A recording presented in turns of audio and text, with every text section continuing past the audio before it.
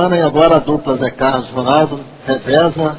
E o segundo volante a ser anunciado essa noite, o melhor de 2007, Zé Carlos.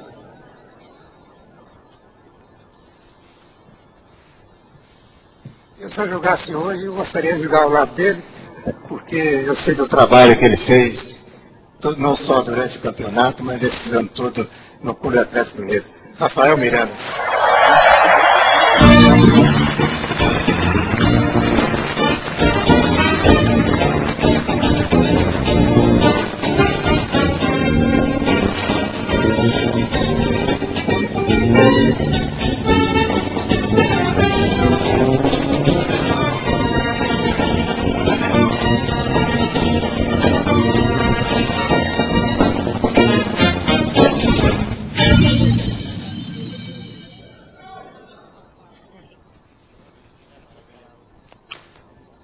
Será que eles conversaram ali?